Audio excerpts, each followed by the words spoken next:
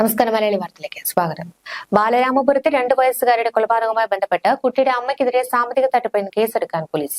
2 വയസ്സുകാരുടെ കുട്ടിയുടെ അമ്മ ശ്രീധുവിനെതിരെ സാമ്പത്തിക തട്ടിപ്പ് പരാതി ഉയർന്നതോടെയാണ് ഇതിൽ കേസെടുക്കാൻ പോലീസ് തീരുമാനിച്ചത്. ദേവസ്വം ബോർഡിൽ ജോലി വാഗ്ദാനം ചെയ്ത് ശ്രീധു പലരിൽ നിന്ന് പണം വാങ്ങിയെന്ന പരാതിയിൽ പോലീസ് അന്വേഷണം ആരംഭിച്ചിട്ടുണ്ട്. ദേവസ്വം ബോർഡിൽ താൽക്കാലിക ജീവനക്കാരിയാണെന്നും താൻ ഉയർന്ന പദവി വഹിക്കുന്ന ഉദ്യോഗസ്ഥയാണെന്നുമാണ് പറഞ്ഞുകൊണ്ട് ശ്രീധു തട്ടിപ്പ് നടത്തിയിരിക്കുന്നത്.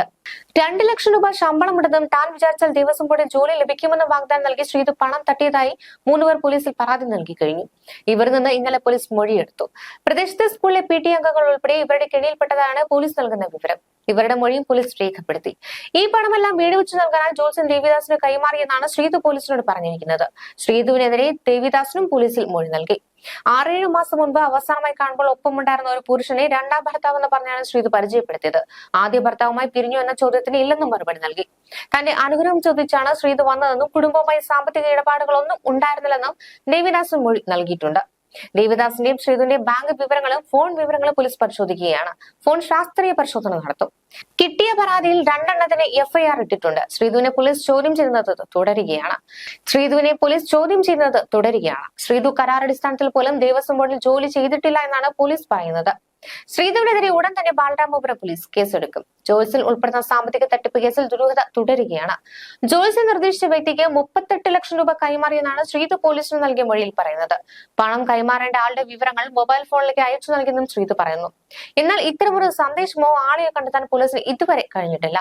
ശ്രീധുവിന്റെ സാമ്പത്തിക ഇടപാടുകൾ ദുരൂഹമാണ്. പലരിൽ നിന്ന് ലക്ഷങ്ങൾ കടം വാങ്ങി. അച്ഛന് അസുഖമാണെന്ന് പറഞ്ഞും ആത്മഹത്യക്ക് ശ്രമിച്ചെന്ന് പറഞ്ഞും മക്കൾക്ക് അപകടം സംഭവിച്ചുവെന്നും പറഞ്ഞും മറ്റു പലരിൽ നിന്നും പണം വാങ്ങി.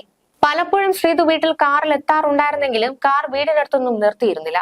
കാർ വായ്പ എടുത്തതിന്റെ അടവ് മുടങ്ങിയത് കാരണം ചിലർ തിരക്കി എത്തിയപ്പോഴാണ് ശ്രീധുവിന് സ്വന്തമായി കാർ ഉണ്ടെന്ന വിവരം പോലും നാട്ടുകാർ അറിയുന്നത്. ദേവേന്ദ് കൊല്ലപ്പെടും മുമ്പ് ശ്രീധു തല മുണ്ടനം ചെയ്തിരുന്നു. ഇത് ആത്മീയ ഗുരുവിന്റെ ഉപദേശത്തെ തുടർന്നാണ് അയൽക്കാരോട് പറഞ്ഞിരുന്നത്. എന്നാൽ കടക്കാർ വരുമ്പോൾ തനിക്ക് ക്യാൻസർ ആണെന്നും ശ്രീധു പറഞ്ഞിരുന്നു. ഇതിനിടെ റിമാൻഡിൽ കഴിയുന്ന പ്രതി ഹരികുമാറിനെ കസ്റ്റഡിയിൽ വാങ്ങാൻ ഒരുങ്ങുകയാണ് പോലീസ്. തിങ്കളാഴ്ചയാകും പോലീസ് കസ്റ്റഡി അപേക്ഷ നൽകുക. കസ്റ്റഡിയിൽ വാങ്ങിയ ശേഷം പ്രതിയെ മാനസികാരോഗ്യ വിദഗ്ധരുടെ സാന്നിധ്യത്തിലാവും ചോദ്യം ചെയ്യുന്നത്. തനിക്ക് ഉൾവിളി ഉണ്ടായതിനെ തുടർന്ന് കുട്ടി കിണറ്റിലേക്ക് എടുത്തിടുകയായിരുന്നുവെന്നാണ് ഒടുവിൽ ഹരികുമാർ പറഞ്ഞത്. ഒരു മൊഴി നൽകി മിനിറ്റുകൾക്കകമാണ് പ്രതി അത് മാറ്റി പറയുന്നത്. മാത്രമല്ല കുട്ടിയുടെ അമ്മയും ഹരികുമാറിന്റെ സഹോദരിയുമായ ശ്രീധുവിനും കൊലപാതകത്തിൽ പങ്കുണ്ടെന്നാണ് പോലീസിന്റെ സംശയം. ഒരാഴ്ച മുമ്പാണ് ഹരികുമാറിന്റെ അച്ഛൻ ഉദയകുമാർ മരിച്ചത്.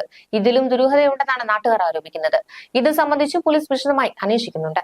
ന്യൂസ് ഡെസ്ക് മലയാളി വാർത്ത.